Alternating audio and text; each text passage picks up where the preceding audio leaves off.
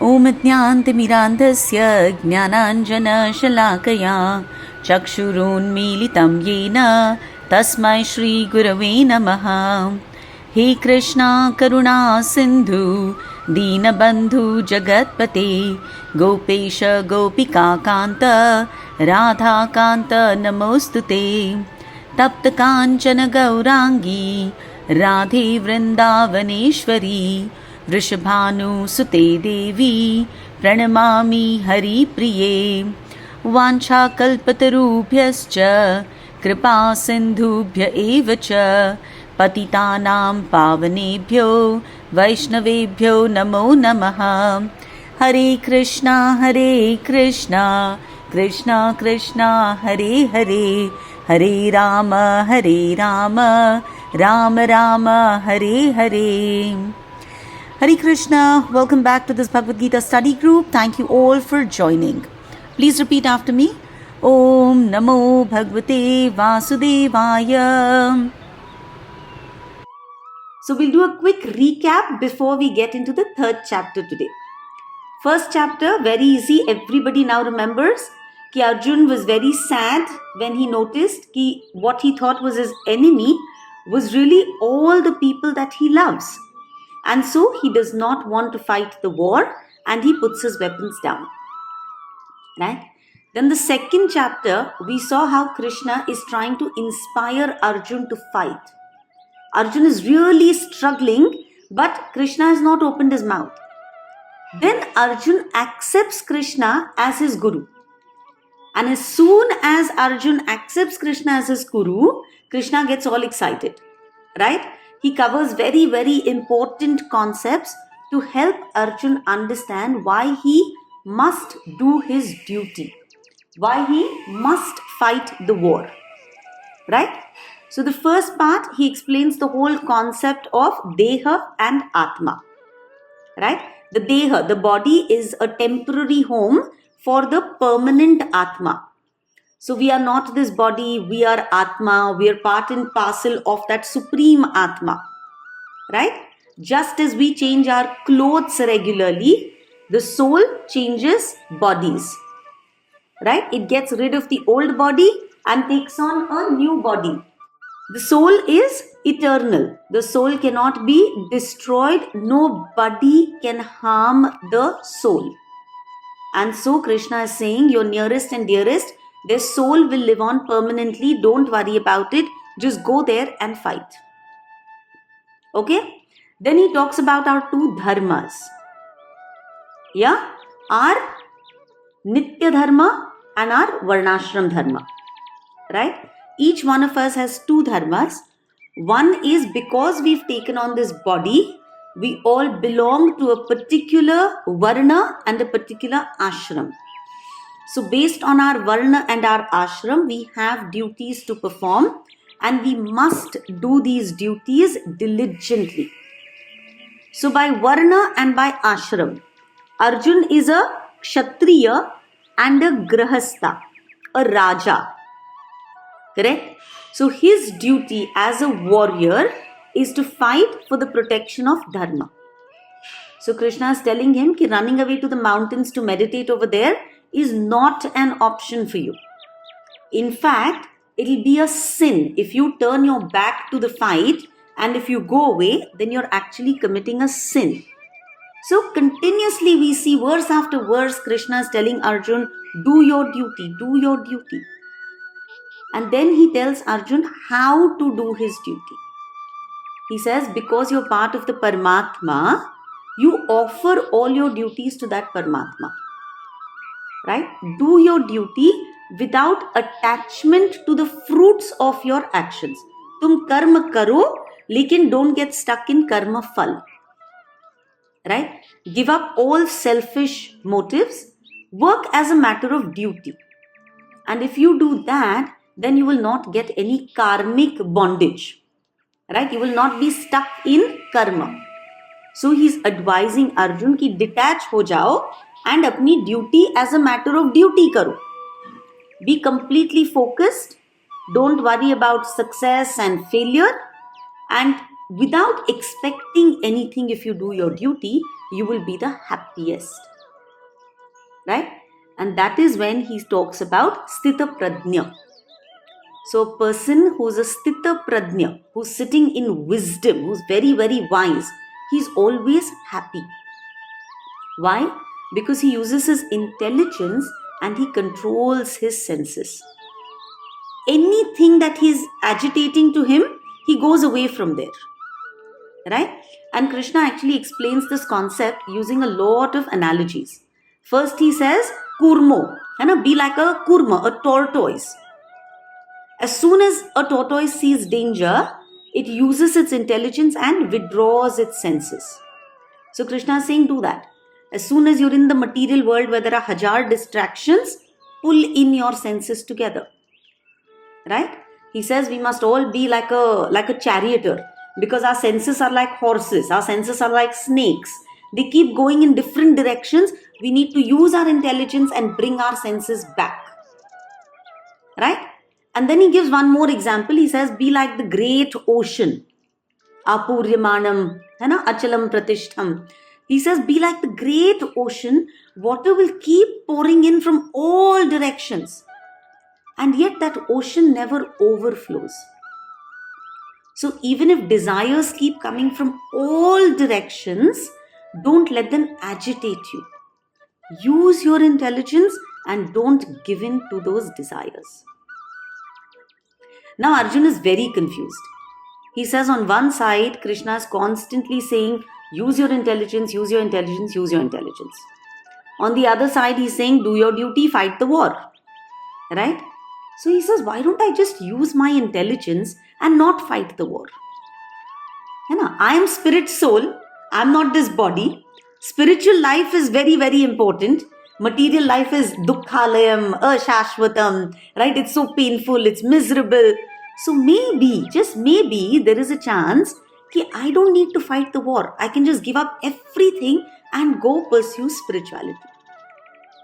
So Arjun is thinking of giving up all material desires as equal to giving up material duties.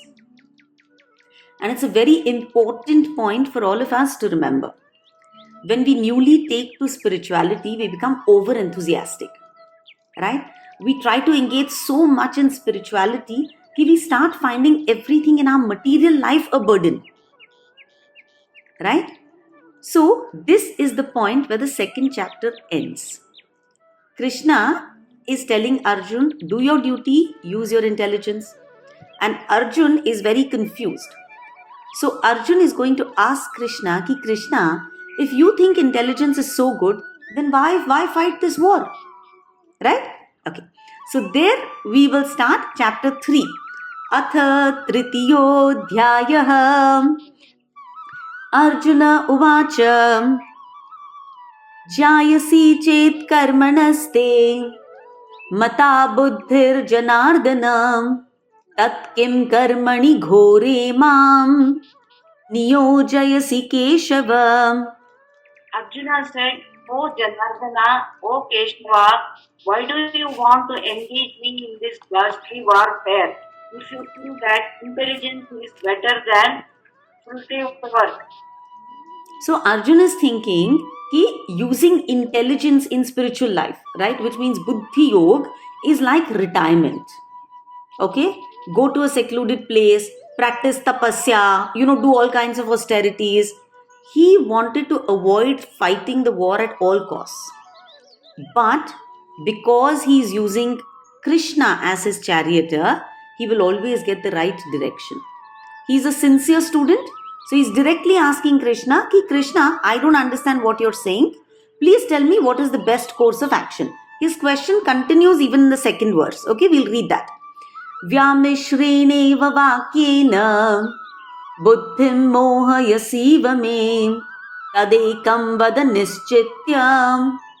My intelligence is bewildered by your equivocal instructions. Therefore, please tell me decisively which will be most beneficial for me. It's such a cute verse. Essentially what Arjuna is saying is, ki Krishna, stop using all these bade confusing words, because I'm not able to understand ki what are you trying to tell me, right? Are you telling me to do my duty or are you telling me to use my intelligence? Because I think they're two different things. So please tell me that ekam vada nischitya. Tell me only one thing. Nischay se. Don't give me options. Tell me only one thing. Yena shreyo ham apnuyam. What is shreyas for me? What is most beneficial for me? Right? So, Janardhan, if you think कि knowledge is superior, if you think that jnana is superior to karma, then why are you telling me to fight this war? है ना? So tell me definitely one path which is best for me. Arjun is very attached to his opinion of I don't want to fight the war. Okay? His own attachment is coming in the way of understanding Krishna's instruction. Arjun is thinking non-violence is correct. है ना? But Krishna is saying, go fight the war. Now, very important lesson for all of us over here. When we go to seek advice and people tell us something, right? They give us good counsel. We hear it, but we always twist it to suit our own opinions, our own expectations. Right? So when we attend lectures, when we're listening to superior instruction, we have a tendency to translate all good advice into exactly what our mind wants to listen. Right?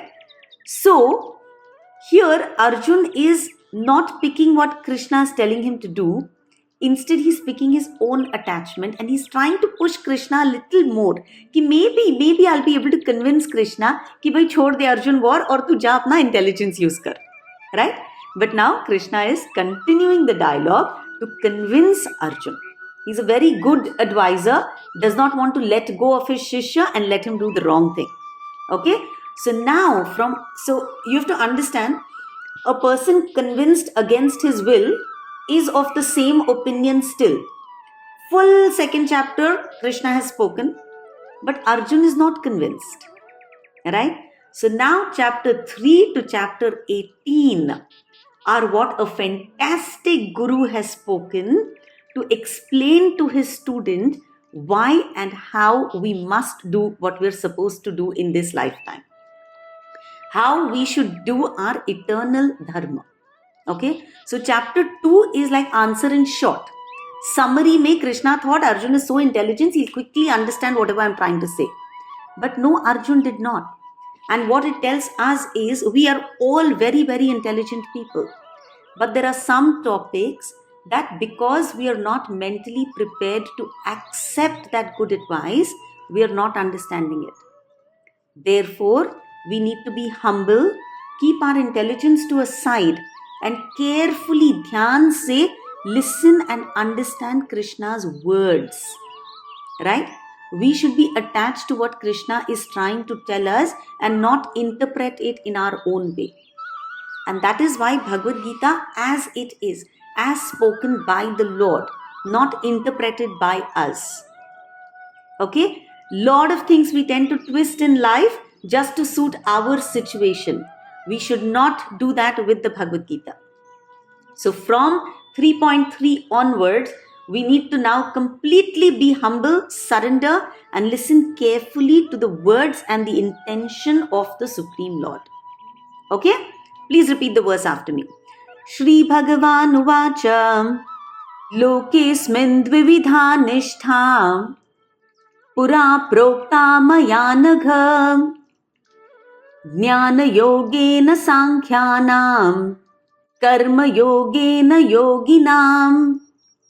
Supreme Personality of Godhead said, O sinless Arjuna, I have already explained that there are two classes of men who try to realize the self. Some are inclined to understand it by empirical, philosophical speculation and others by devotional service. Okay. Lokesmin Dvividha Nishtha. In this loka, in this world, there are two kinds of people and they have two different kinds of faith. Jnana Yogena Sankhyanam. Those people who want to follow the path of Jnana, knowledge, they study Gita according to Sankhya philosophy. karma yogena yoginam. But for most other people, karma yoga is the best way to go. Okay, so there are two ways to understand this: Jnana Yoga, Karma Yoga. Okay, so Krishna is telling Arjun, ki Arjun, you've obviously not understood what I've spoken before. In this world, there is so much diversity. There are so many types of human beings. And so there are obviously different paths to spirituality. Here I'm telling you about two different paths. Okay, those people who are very internally focused, who are very studious, who can read a lot, who can introspect a lot, right? Those people. And then there are the opposite, right? The extroverts, the active ones who need to go out, meet people, do their job. There are two different kinds of people. For the introverts who are able to do a lot of internal self-analysis, for them there is Jnana Yoga. They go to a spiritual master, they study the Vedic scriptures, right? They have proper guidance, and in that path, they learn the scriptures, they study them in great detail, and they apply that in their lives without any distractions, right? So, following the Jnana path, they lead a happy and peaceful life. The other path of Karma Yoga is that of selfless karma, doing your duty. And for most people in this world, because we are born in karma yoni. We are born in this world where we all have hajar worldly responsibilities. We're all working hard to support our families. We have no time, no interest, no wisdom to read and understand the scriptures. Right? So for us, we can't leave everything and go to an ashram or a forest. Because even if we go there, we're not capable of applying our mind fully to study. Right? Our selfish motives will follow us. And so for us, what is important is to just give up our selfish motive, but continue to do our karma. Right? And do it as an effort towards the general good of society. Not think just for ourselves, but do it for the good of society. So, Jnana Yoga and Karma Yoga has to be chosen based on our capacities, based on our qualification. Right? So, Sankhya Yoga, Jnana Yoga is learning spiritual wisdom, and for that we need a lot of dhridata, a lot of detachment, a lot of discrimination. Right? Which Shastra I should be reading, how should I read this, control of the mind, control of the senses, right? Determination every day to wake up at 3:34, turn away from the objects of the world, have extremely strong faith, no matter what happens in life, right? Being very, very peaceful, have this great longing for liberation. Plus, we need to be super intelligent, right? Our understanding has to be very, very clear. So for them, Jnana Yoga is perfect. Most of us do not fit into that category, right? All of us have an inclination to work. And so, Karma Yoga is what is best suited for all of us. Now remember, Karma Yoga does not mean ki go and do more and more and more activity. It means doing the activities that are necessary in our life, fulfilling all our duties, and through that, developing an internal calmness, an internal freedom, right? Understanding, working, doing my karma with a consciousness that it is God who is the doer, I am simply an instrument, right? So, karma means action. Karma yoga means I connect my action to God. I'm constantly remembering the fact that it is He who is directing my actions. Right? I'm becoming aware of the fact that divine energy is flowing through me as I act. So when I work, I'm not the doer. He is making me do all of this. So with that attitude, when I do karma, I become a karma yogi. Right? So for most of us, karma yoga becomes the doable solution. Okay, We cannot analyze matter and spirit and study Sankhya Yoga and do all of that. We're just not there, right? Whereas Karma Yoga comes to us pretty easily. Serve, and serve with the knowledge that it is God who is making me do whatever I'm doing. Okay, it's like religion and philosophy. Remember, both are actually very, very necessary. Now, when we say we are karma yogis, we are still here studying the Bhagavad Gita, which means we are getting jnana, right? But with that jnana, we are continuing our actions in our day-to-day life. So let's understand this concept with religion and philosophy. Philosophy is jnana yoga. Whereas religion, practice of rituals, practice of all philosophy in our life becomes religion. Now, only religion without philosophy is sentiment. And it's like what fanatics do. नहीं उठना ही है, तुलसी को पानी देना ही है, ऐसे ही भगवान को हल्दी कुंकू लगाना ही है, ऐसे ही फूल ऑफर करना है, 3 बार ऐसे ही प्रदक्षिणा करना है, राइट? करना है. But without philosophy, it is rubbish, right? It's just an action. Religion becomes more convenient to preserve and to propagate when I have philosophy. So that same spirituality ka 2 sides is philosophy and religion.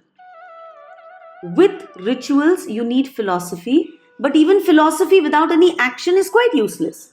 Knowing all the knowledge and yet not being calm during success and failure is useless, right?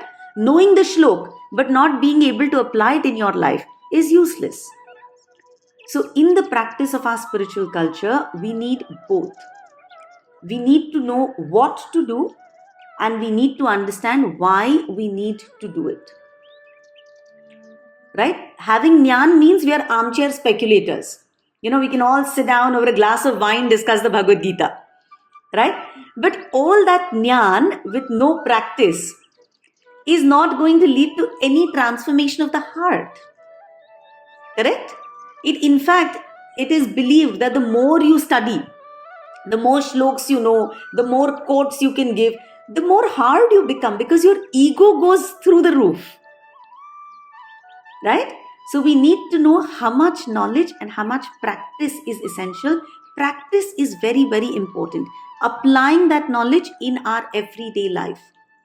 Jnana yogi ka problem ye ho jata hai, he has all the knowledge but he is not experiencing the bliss. In karma yoga, we experience the bliss every single time. Right? Because everything we do Shri Krishna Arpanamastu. And that gives us internal peace, internal bliss. And so Karma Yoga is far more suitable. Okay? And now from verses 4 to 9 in this chapter, Krishna is going to explain to Arjun how Karma Yoga is superior to Sankhya Yoga. He's essentially trying to convince Arjun that Sankhya Yoga is not for you. Which means he's telling all of us, Sankhya Yoga is very hard for us. Right? Kapil Muni ka pura Sankhya Yoga hai. Very difficult for us to understand and follow. Karma Yoga is what we are suited for. Okay? So, verses 4 to 9 are reasons why Karma Yoga is easier and superior to Sankhya Yoga. Verse number 4, please. Na karmana manarambhan naishkarmyam purushoshnute na cha sanyasya nadeva siddhim samadhigacchati. Not by merely abstaining from work can one achieve freedom from reaction, nor by renunciation alone can one attain perfection. Very nice. Na karmanam anarambhan naishkarmyam purushoshnute. O great human, please understand that by not doing your karma, don't think you will not get karma bandhan. Don't think कि मैंने कर्म छोड़ दिया कि I will not get karma bandhan. Next line, nacha sanyasya na deva siddhim samadhi gacchati. And don't ever think that just by taking sannyas, you will automatically get liberation. Both understandings are wrong. Thinking कि मैं कर्म ही नहीं करूंगा तो कर्म बंधन नहीं मिलेगा, मैं संन्यास ले लूंगा तो automatically मोक्ष मिल जाएगा. Both understandings are wrong. Giving up work does not end our karmic reaction. Because even if we physically give up our work, our mind will continue to engage in fruitive thoughts. True karma yogi is one who works but is not stuck to the reactions of his work. Right? So, only when can we take sannyas? When we are completely purified. And that purification we would normally get when we have finished all our varnashram karma. When we finished all our duties and when we know कि अच्छा अब है ना मुझे कुछ करने के लिए है नहीं. If you talk of my life 10 years ago versus today, right? Today my children are little grown up. So I have far less responsibilities towards them than what I had 10 years ago. Right? So my karma has come down. My requirement to do karma towards my children has come down considerably, and it does not leave me feeling guilty when I'm not cooking for them every day. Right? Because they've chosen a path of their own. So normally you will get this peace of mind only when you've done all your varnashram karma. Without purification, without completing your varnashram karma, don't take sannyas abruptly. If you do, you only become a disturbance. Right? Because kahi na kahi it's going to come back. We listen to so many stories of people who try to walk the spiritual path, fail, and are neither idhar ke na udhar ke. Right? So, if you do not do your duty, there is punishment. There is reaction. Okay? The complicated law of karma will definitely act on you. If we don't do our prescribed duty, there will be papa, adverse reaction. So parents giving up parental responsibility because it is hard. No, there will be punishment. Please remember, we've heard this so many times, a caterpillar struggles to come out of the cocoon. And it is that struggle inside which actually makes the caterpillar the butterfly, which actually gives him the ability to fly and which makes him as beautiful as we see him. If we cut off the cocoon too quickly without letting that caterpillar go through the struggle, it will not be able to fly and it will never be a beautiful butterfly. So our varnashram karma is like our cocoon. We need to go through our struggles, our occupational duties, our family responsibilities. They are all our cocoon and we cannot abandon them prematurely. Right? It is very important for us to go through that purification process, and while we are going through that, we need to remember God. Right? Nobody wants a premature baby, right? We want a full-term baby. The fetus takes its own time to grow, right? And only when it's ready, it comes out beautiful. And that is what we need to understand. Okay?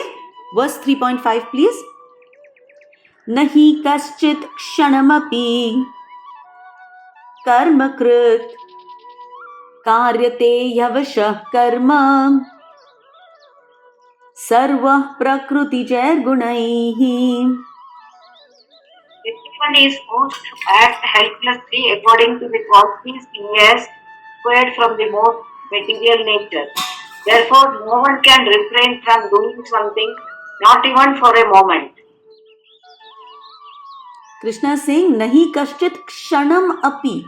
Even for one moment, for one kshanam, we cannot remain without doing action. Remember, our body is jad, but the soul is chit. Chit means active, right? We are Satchit Ananda. We're conscious all the time. The body is a dead vehicle, but the spirit is always active and the spirit is constantly working. It is constantly conscious. So this spirit will constantly work either for Krishna or for Maya. But work it definitely will, right? So we need to let that spirit work and direct its work towards Krishna. Right?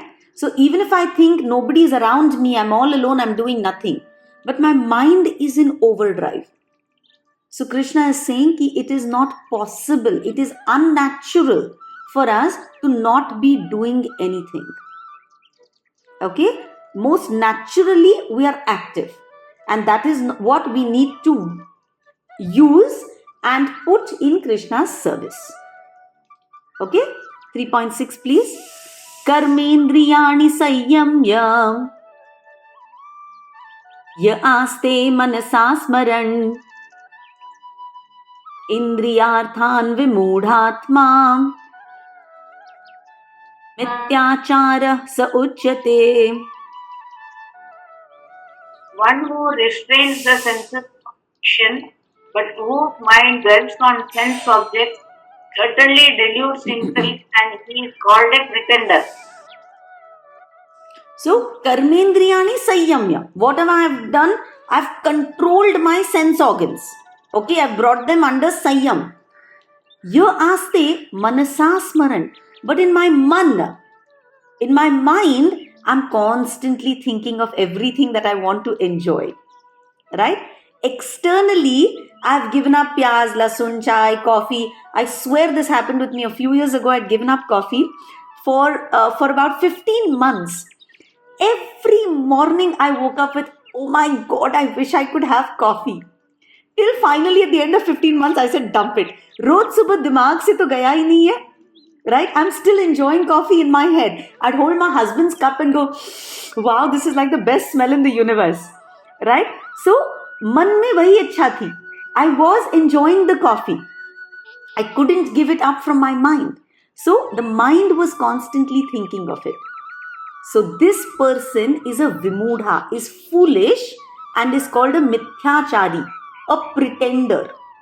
When you're not able to give up something from your mind, right? When the mind is still constantly thinking of it, then you're a pretender. Okay? So if you make a show of being a yogi, whereas in your mind, you're constantly thinking of sense gratification. जब कोई नहीं देख रहा है ना तब P लूंगी, जब कोई देख नहीं रहा है ना तब कुछ कर लूंगी, right? Then you're a pretender, you're a cheater, right?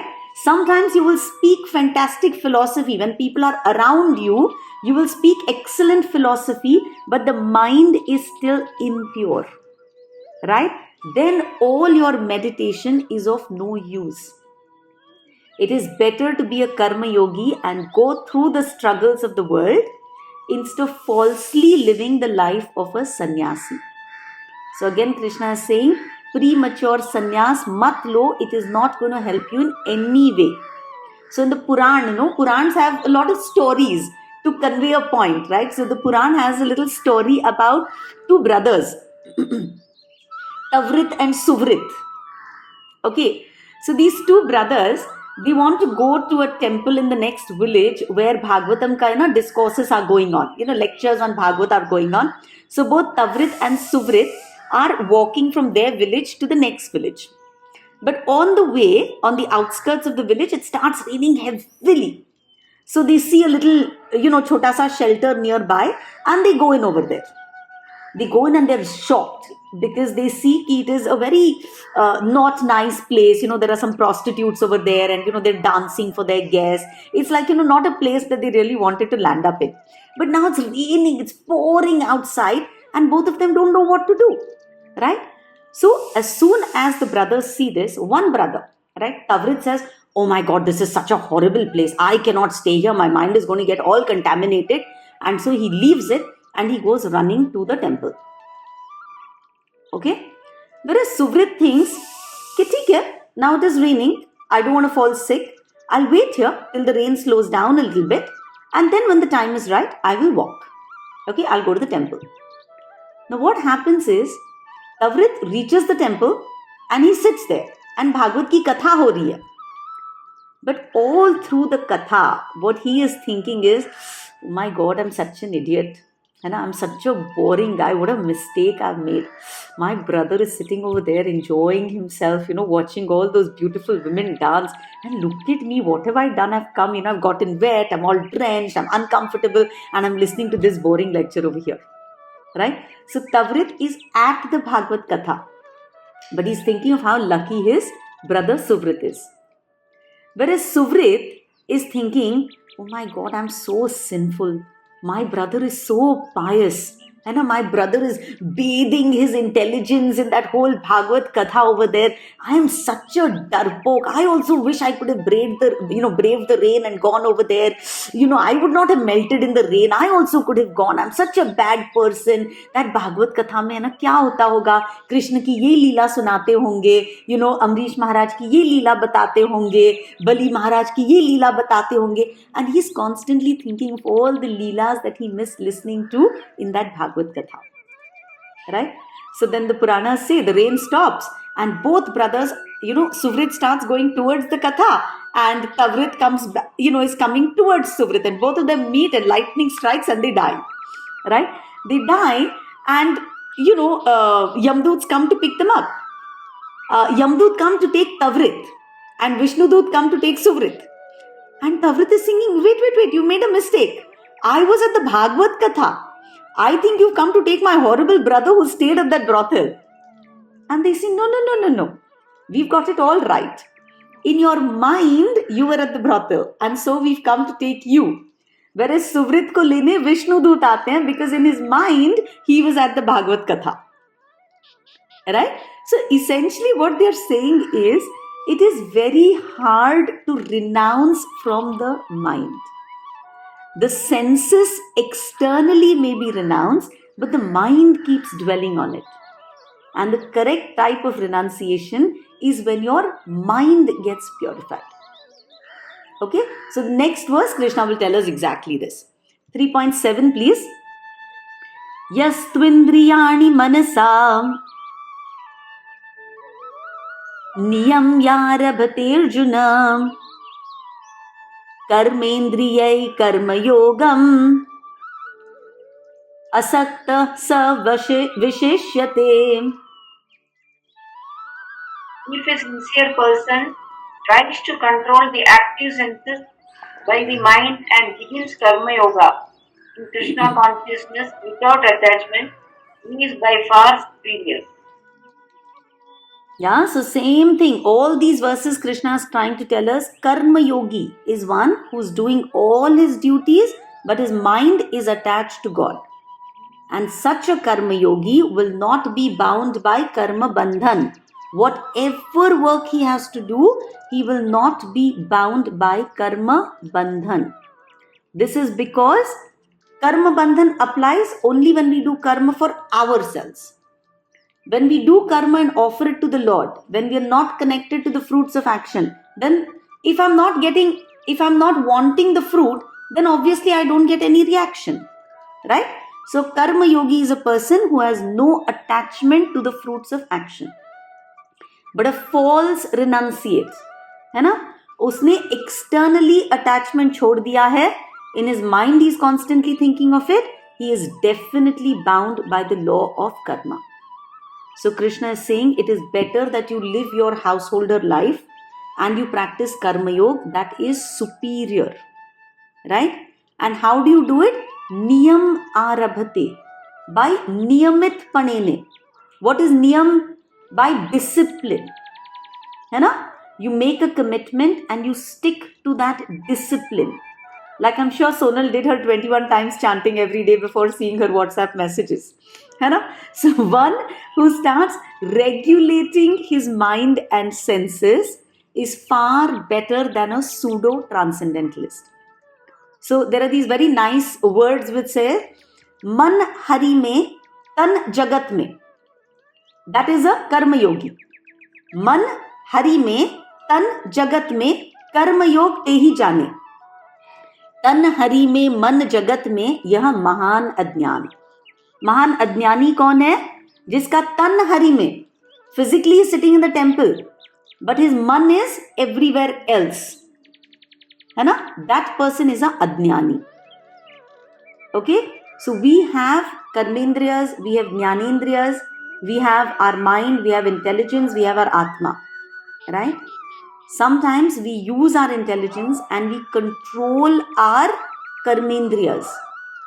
But if we don't control our jnanendriyas, our senses, then what will happen? We will get trapped. Right? We can control our arms, our legs, sit down forcibly in a particular place. But if I'm unable to control my eyes, ears, nose, tongue, skin, and my mind, if they continue to dwell on sense objects, then I'm a hypocrite. So Krishna is saying, instead of forcing these senses, just engage them in positive service. Don't say I won't sing. Sing better songs. Don't say I won't watch something. Watch something better. Don't say I won't read. Read better stuff. Don't say I won't eat. Eat prasad. Right? Use all your karmendriyas and your jnanendriyas. Just develop a higher taste. Param drishtva nivartate. Right? Always keep that in mind. Always follow what Guru Sadhu Shastra tells us. In the beginning, it is very, very difficult because constantly there are going to be desires attacking us. Right? But if you are able to set up a niyam, okay, if we are able to discipline ourselves, then spiritual life day by day gets easier and easier till a point where you start experiencing so much bliss that you don't want to go back to the pains of material life. Right? So always have superior engagement. Then धीरे धीरे mundane activities लगने लगेंगे, बाकी सब खत्म करोगे and spirituality में लगोगे. Okay? 3.8 please. नियतं कुरु कर्मत्वं कर्मजायो ह्यकर्मणः शरीरयात्रापि च ते प्रसिद्ध्येत अकर्मणः. Perform your prescribed duty, for doing is better than not working. One cannot even maintain one's physical body without work. Very important. Remember in the beginning of the chapter, beginning of the Gita, in the beginning of the third chapter, Arjun said, Krishna, why do you want to engage me in war? Krishna is saying, because performing prescribed duties is better than not working. You are a householder, you are a military general, right? And therefore your duties are those of a kshatriya. Don't become a mithyacharaha. Don't become a pretender. Do your duty, gradually cleanse your heart from within, and then you will be free of all material contamination. Please remember, as we step on our spiritual journeys, we tend to become lazy. And laziness is the greatest enemy of humans. Work is our most trustworthy friend. Right? Our basic activities, eating, bathing, maintaining proper health, all of that requires work, right? You can't say, now I'm into spirituality, so I won't look after my health. If you let go of your health, this body is the only vehicle that we have to actually help us finish our karma and exit properly. So should I do my exercise every day? Of course you should. Should I cook food? Yes, you should. Right? Should I look after my house, keep it all clean? Of course. You need a clean environment to do everything. So our niyat karma, our obligatory duties are very, very important. We're not supposed to neglect our duties. In fact, when we neglect our duties, it is only because we are lazy. We are letting go of our body and our mind. If we have a cared for body, if we have a nourished body, then that in fact helps us on the road of spirituality. Right? Our own soul would progress better if I put it in a healthy body. Right? I'll be able to focus better, do better dhyan, purify my man and my ahankar if I'm in a better body. And so Krishna is saying, you cannot even for one kshan be without working. Even to maintain your physical body requires work. And therefore, please work. And then we come to the best shlok of this section. This is the summary shlok 3.9. Everyone should try and learn this by heart. Okay? Yajñarthat karmano nyatra lokoyam karma bandhanaha tadartham karma kaunteya Mukta Sangha Samachara. Work done as a sacrifice for Vishnu has to be performed. Otherwise, work causes bondage in this material world. Therefore, O son of Kunti, perform your prescribed duties for his satisfaction, and in that way you will always remain free from bondage. Okay. Now, please understand word to word. Yajna Arthat. Yajna means Vishnu. Okay, the Lord of all Yajnas is Vishnu. Yajna Arthat Karmana. Do all your karma for Yajna, for Vishnu. Anyatra, otherwise, Lokoyam Karma Bandhanaha. In this lok where you are born, you will get all kinds of karma bandhan. Understand that first line. Yajna Arthat. Yajna Arthat Karmano. Do your karma for Yajna. Anyatra, otherwise, Lokoyam Karma Bandhanaha. In this world, Lokoyam, Loko Ayam. In this world, you will get Karma Bandhan. You will be bound by your karmas. You will have to suffer the reactions of your karma. Tad Artham Karma Kaunteya. O Kaunteya, O son of Kunti, who should you do your karma for? Tad Artham, for him. For the great Lord Vishnu, for Yajna. Mukta Sangha Samachara. If you do all your karma for him, then you will be free from all bondage. Mukta Sangha, you will become Mukta, you will get Mukti. Okay, it's a beautiful verse where Krishna is telling us ki karma karo. Definitely do your duty. There's nothing good or bad in the karma. What is good or bad is in your attitude towards that karma. Am I doing this karma for myself, or am I doing this for the satisfaction of Vishnu? That is the only thing that makes a difference. It's like, suppose there's a knife.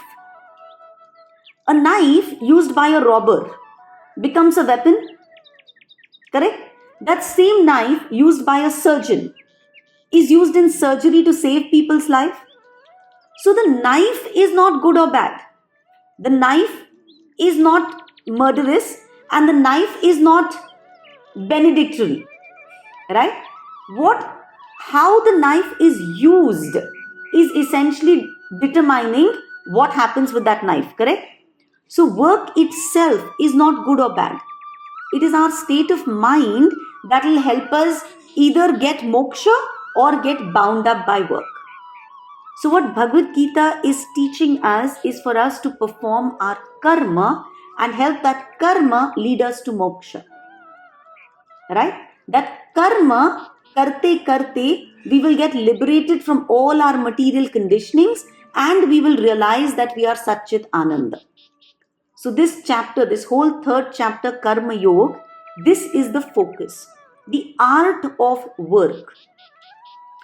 Yajna, when we perform work for the satisfaction of Lord Vishnu, we become Mukta Sangha. We get Mukti, we get liberation. So work done as Yajna for the pleasure of the Supreme Lord. It frees us from Maya. Right? But if I perform work for any other reason, then I get Karma Bandhanaha.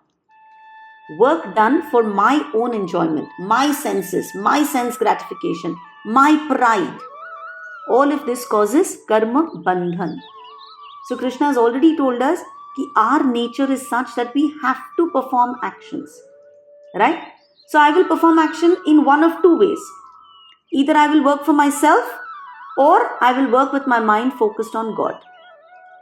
If I perform my work as a sacrifice to God, instead of doing it for gratifying my own senses, I get mukti. Right?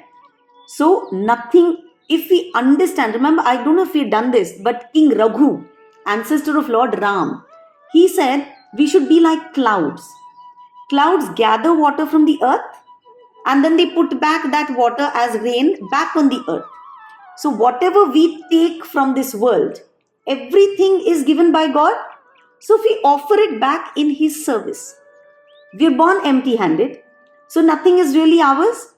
So whatever we do and whatever we gain, Shri Krishna Arpanamastu. Right? The minute we understand that everything that we see belongs to God, and so it is meant for His satisfaction, right? Then we don't get any karma bandhan. Okay? Normally it is said कि be like a cashier. है ना, bank का जो cashier होता है, if somebody comes and withdraws too much money, he doesn't feel depressed कि भगवान मेरा इतना सारा पैसा ले गया. And if someone comes and deposits a large amount, wow, today I'm going to take home so much money, ऐसा तो होता है नहीं, right? So he's एकदम neutral, right? In our lives, we start taking all our actions very personally, right? Because we start thinking me, myself, and I.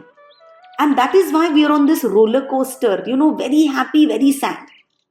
So we need to become like that bank wala cashier, right? The minute we realize, not mine, everything is his, and this too shall pass. The minute we realize that, then we are Mukta Sangha, right? There's this beautiful life history of Chanakya, right? Who tells us how a real karma yogi should be. So we have 4 minutes. I'm going to talk on Chanakya and then we will close. Okay? We all know he was from Takshashila. And at that time, India was, India had a lot of small rulers, and Alexander was, making inroads into India. At that time, Chanakya saw that the only thing we really need to do is we need to unite all the rulers in our country so that we can overthrow Alexander. He went to the head of the Nanda dynasty. He was insulted. He was thrown out. Right? I think it was Magadha ka Raja. He throws him out. And at that time, Chanakya decides, I have to overthrow this Nanda dynasty. But he never thought that I will be a king. Right? He knew that I am Brahman. Right? I have the knowledge. I am not a Kshatriya. I don't have what it takes to become king.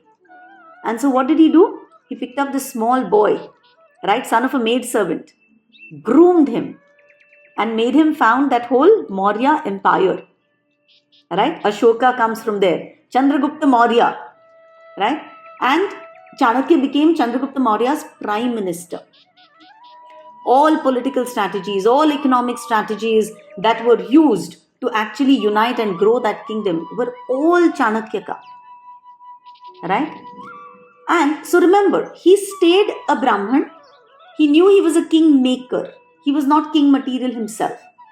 He never gave up his intelligence in just sitting in a cave and meditating to God, because he knew he had this ability to work for the country. Right? He did all of that. And once his mission was complete, he knew he had to retire. And when he wanted to retire, he was looking out for a worthy successor. And at that time, he realized that there's only one person who's worthy of succeeding me, and that is Rakshashala or something. And that guy was actually Nanda Empire. Remember, he had defeated the Nanda dynasty. Us dynasty ka prime minister is the only guy capable of replacing me. So he goes back to him, because obviously Chanakya's greatest thing is he knows how to spot talent, right? He goes and he makes Rakshasha the prime minister, and then he retires. And it is believed that Chanakya, even when he was the prime minister, right, he lived in a little hut outside. And they say that when he did official work, he had 2 kerosene lamps, one for official work and one for personal work. When he did official work, he put kerosene out of the official money. But for personal work, even the kerosene that he used was from his own income. So he was so pure. Right? And he didn't just sit and do Nama Jap. He is a guy who is credited with Sama, Dama, Danda, Bhed. Right? So such a brilliant politician, such a great king maker, but never had ego. He knew he was simply playing his role in national politics. Right? If you actually think of it, he acted as a back office boy for that entire Maurya empire, right? And he saw to it that the empire expanded. And when the right time came, he quit. So that is what a karma yogi is supposed to be like. Right? Do your karma with purified intelligence. So Chanakya is a great jnani. But when it was time for him to do his karma, he played it to the hilt. And then when he retired, he's credited with so many books of wisdom. Right? Even now also, if you walk down, you'll see so many books on Chanakya's wisdom. In fact, I think he's written Arthashastra, one of his famous books. Right? So we need to understand that giving up work is not what we're aspiring for. Doing our work with the right consciousness, using all our talents and all our abilities, understanding ourselves, and doing all of them with a constant consciousness of working for him. Tad artham karma kaunteya mukta sangha samachara. Grantraj Srimad Bhagavad Gita ki jai. Thank you all for joining. Okay, please make a sincere effort to learn this verse. It's beautiful. It will prompt you many times in your life. Right? Why am I doing something? Yajñarthat karmano. Anyatra loko yam karma bandhanaha. Okay? All right. Do we have any questions? I had Yes, Sonal. what I wanted to ask was, see, this I understand that the role intention plays in the karma yoga, like it's the intention that matters a lot. But today I close my eyes and before doing any karma, I say I surrender this to Krishna. It's very mechanical surrender, and at the back of my mind, everything is going on the way it is, and that I know in my heart also. How is that a karma yoga? How do you reach that state where it actually is what it is meant to be? Remember on that day what I said? Knowing that paneer has calcium or not knowing that paneer has calcium. If you use it, it will give you calcium. है ना? Knowing the knife is sharp or not knowing it is sharp. If you misuse it, it will cut you. So, that offer to Krishna, even mechanically, is potent. And it will work. Shri Krishnarpanamastu तुमने बोला है, it is better than not offering. It will slowly do its own work. Remember we did Cheto Darpana Marjanam? धीरे धीरे धीरे चेत का मार्जनम होगा. Your chetana will get purified. The very fact that you remember to offer it means that you are directing your mind in that direction. For example, I work out for my own physical body, and I know it is for my own personal whatever I'm doing. I say, God, I surrender to you. But what is there to surrender in this? Darling, if you don't work out, okay, you get fat, you get lethargic, you will not be able to do your karma properly. And you've got this particular birth to finish your karmas. If you don't look after your body well, you will not be able to finish your karmas. You will be back in this cycle of Janma Mrityu Jara Vyadhi. Right? It is your job, and this body keeping fit, enabling you to do your karma, is a great offering to God. Right? And unless you're fit, you'll not be able to study better. You'll not be able to focus. You see so many people who come to spiritual classes, अच्छा मस्त खा P के ना सोते हैं. Spiritual lectures are like so fun for them. इतनी अच्छी नींद आती है. So you're not doing that, right? Because you worked out, you're fresher, your body is more active. So, dhire dhire, one step at a time. Remember I told you how many times you wrote A before you perfected it? Be kind to yourself and be patient. Yeah? Just remember to say Shri Krishna Arpanamastu. Like when you offer your food to God, right? You're standing in front of God, you're offering it to Him. You know you've cooked it all for yourself. But theek hai, God is Bhavagrahi. Bhavagrahi Janardhan he is called. He sees your bhav. He is somebody who says, and you'll see this in the later verses, he says, Patram Pushpam Phalam Toyam. तुम मुझे कुछ भी अर्पण करो, एक पत्र, a leaf, okay, or a flower, or a little bit of water, patram pushpam phalam, or a little fruit. You offer anything to me, but you offer it with bhakti, and I will accept it. Right? So that second when you say ki Bhagwan ji, I'm doing this for you, you have bhakti over there. Right? So he's accepted it. And uska jo phal dena hai, that's up to him. When you were little and you made, rubbish birthday cards for your parents, they loved it far more than, than the fancy ones that you buy after you grow up and start earning, right? The intention, the purity, that is what is appreciated. And तब तुमने किया तो आज भी तुमको याद रहता है उनको बर्थडे, उनको गिफ्ट देना है, उनको कार्ड देना है. So that practice is important. Okay, so नियम रखो, डिसिप्लिन से करना शुरू करो, it will grow by itself. Are you still giving them rubbish birthday cards? No, right? You've grown so much from where you started off, but that was valuable to them, and so is this, right? But keeps getting better and better and better. Like that, our sadhana will get better.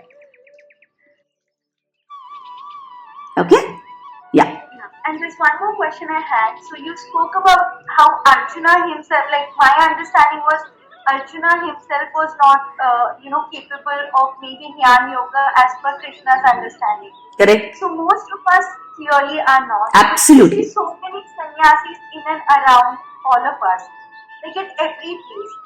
So, are they more intelligent than Arjuna? I mean, if it was not justified for Arjuna, is it justified for so many sannyasis that we see across every organization? What a brilliant question. Yes, they are Brahmins by nature, whereas Arjun was a Kshatriya by nature. So yes, their ability to study Shastra and apply Shastra is far greater. Their ability for tolerance is far greater. Arjun's ability for tolerance is not as great as a Brahman's tolerance. Arjun's ability to stand and use his Dhanush Ban is far greater than his ability to study Shastra. That is why we need to understand our Varna. Okay, remember, nobody is small or big, right? Today, my Nanda does 100 times more physical work than I do, right? But that is the work that she is fit for. She cannot say कि वर्षा आज तुम वो कर लो, मैं आज भगवद गीता का session चलाती हूँ. Each one of us has a छोटा सा gift that we need to employ in the right direction, right? So if you listen to people like Radhesham Prabhu or Gaurang Darshan Das Prabhu or Gaurang Prabhu, their intelligence, their understanding of shlokas, their ability to do upavas endlessly, their ability to stay in a tiny place with really basic amenities, to have that kind of humility. You think Arjun would have that kind of humility? No, right? He's a proud Kshatriya. So all these characteristics define our Varna. Right? So Arjun, it's not about less intelligence or more intelligence. It's about intelligence to study the Shastra. Chanakya was far more intelligent than Chandragupta Maurya. पर राजा कौन बना? है ना? युद्ध कौन लड़ा? Knowledge कहाँ से मिला? So it's a different role. So all these sannyasis that you see, they have that kind of tapasya in them. They have that kind of knowledge in them, that kind of ability to withdraw their senses. Therefore, they are sannyasis. Definitely, Arjun, you and me do not have it. Therefore, Karma Yogis. Very nice, Sonal. Amazing thought. Okay, Granthra Srimad Bhagavad Gita ki Jai. Thank you all for joining.